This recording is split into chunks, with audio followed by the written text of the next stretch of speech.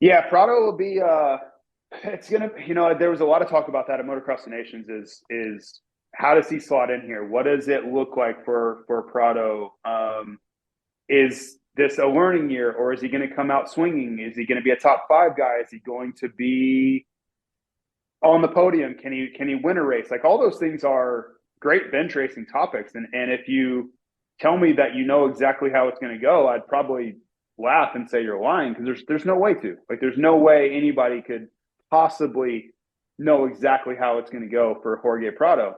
Now, what I would say is the most likely scenario is you're going to see him get good starts, right? They've got some work to do on the Kawasaki. That bike is simply not as fast as his factory KTM slash gas is and was. It's not as fast. So they've got some work to do there.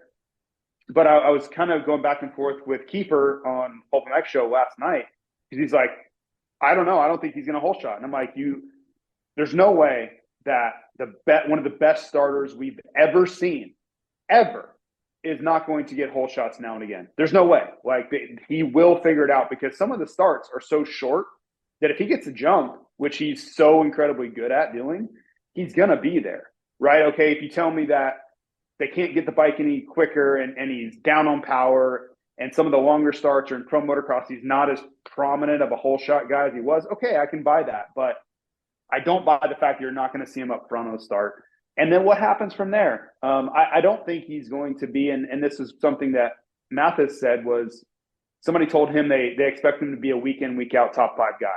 I don't personally expect that to happen. Not in year one. I think it's going to be a lot of 5, 6, 7, 8, 9, 10. Not so different than what we saw last year.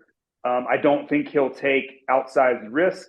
I don't think he's going to be like, I've got to stay up here. I've got it. Like everything's on. I don't think that's how he's viewing this Supercross championship. I think he's looking at it as I need to continue learning. This is a process. I need to get better. And the only way to get better is to stay healthy and stay on the racetrack. Crashing out and doing something stupid not only will impede your immediate learning, but it also severely impacts your chances of pro motocross. And make no mistake, everybody around that program has their eyes set on May, and they should, right?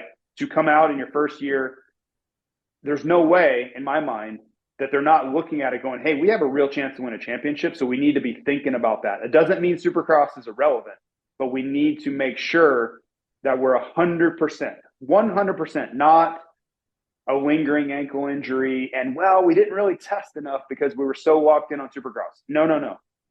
100% prepared, right? So that means testing for May right now. And we talked about this on this podcast about where I think he's probably doing some outdoor testing somewhere hidden away on a Kawasaki right now. Then that means also March, sometime in March, you get an outdoor bike and you start riding outdoors 1 day a week, right? So say your typical week is 3 days of riding, which mine was. Some guys only do 2. One of those days is going to be in motocross. And it doesn't mean you have to be just hammering 30-minute motos.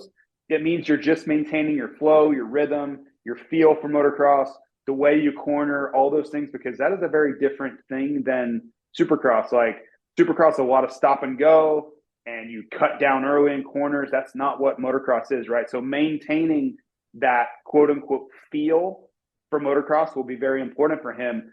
And then just when you show up May 27th or whatever the hell that day is, you should feel like you're the most prepared guy there. That's it in the end. Like you just want to be the most prepared guy. And if Jet's battling for a Supercross championship in Salt Lake and Tomac is too, all the better. Because guess what they weren't doing?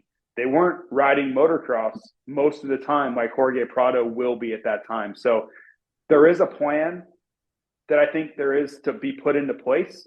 But it all kind of starts right now, right? It's get that base in, do your thing in Supercross, but always in the back of his mind, I think he should be thinking about motocross the entire time. And you can be doing both of those things can be happening at the same time. I just don't think the level of all in Supercross will be or should be the same as a guy like Jet or Webb or some of these other guys.